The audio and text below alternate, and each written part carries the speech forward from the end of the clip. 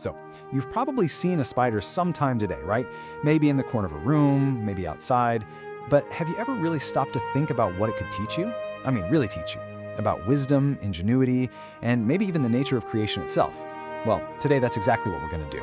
We're going to look at this tiny creature through the eyes of a sage from 1200 years ago. It's a fair question, right? What could someone from over a millennium ago possibly tell us about a simple spider that we don't already know? Well, as we're about to see, this ancient lesson isn't just about the spider. It's about using this creature to unlock a much, much bigger truth about the world and how we find meaning in it.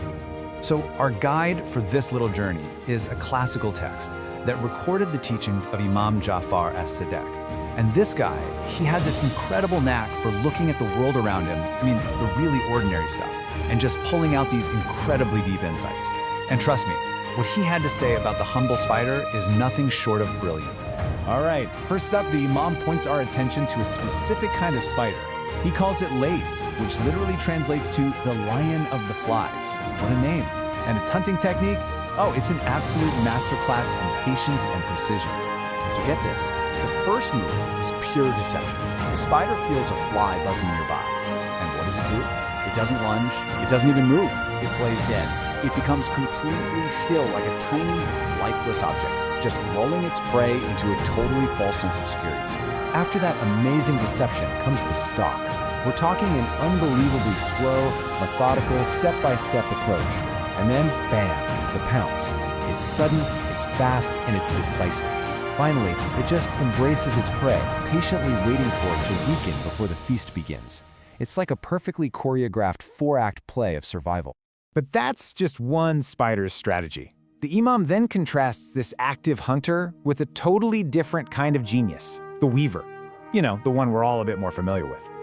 It uses a completely different, but you gotta admit, an equally cunning strategy. Yeah, this is the method we all know. This spider doesn't stalk, it's an engineer. It builds this intricate, beautiful trap and then just waits. It lies in wait. The second a fly gets tangled, it springs into action. So you've got two different species with two completely different but equally brilliant pre-programmed solutions to the exact same problem: how to get dinner. Okay, so we've seen two highly effective little predators. Cool. But this isn't just a biology lesson, right? What's the deeper point here? Why did the Imam think these spiders were so important? This is where we shift gears from just observing nature to uncovering a really profound revelation. The real lesson here is about a concept we could call nature's ingenious artifice. It's all about the incredible, built-in skill that exists all over the natural world. A kind of genius that, honestly, we often just walk right past. And here's the crucial idea. The Imam really emphasizes that this small, seemingly weak insect has been gifted this complex hunting strategy. It's not something it went to school for, it's pure, brilliant instinct. And that's what makes the comparison to us so incredibly powerful. And there it is. That's the punchline.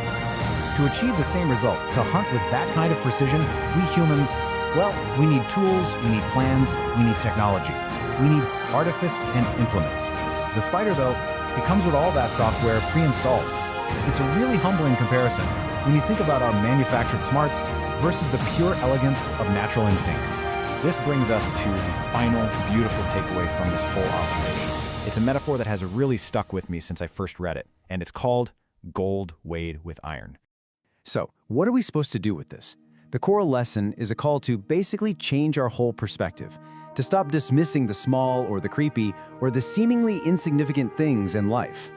The Imam is urging us to believe that everything, and he means everything, has a profound lesson to teach us if we're only willing to stop and look closely enough. He explains that a fine meaning, a deep truth, can be carried by a very humble vessel. The simplicity of the messenger doesn't diminish the value of the message it carries. And he just crystallizes this whole idea with one final, powerful image. Just think about that for a second. When you weigh something precious, like gold, you use simple iron weights on the other side of the scale. Does the plainness of the iron make the gold any less valuable? Of course not. The iron is just a tool. It serves to reveal the gold's true worth. It's beautiful, isn't it? And so this 1,200-year-old lesson leaves us with a challenge. See, it's not just about spiders.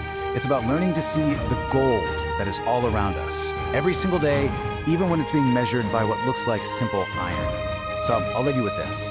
What spider did you overlook today? What profound lesson is hiding right there, in plain sight, just waiting for you to notice?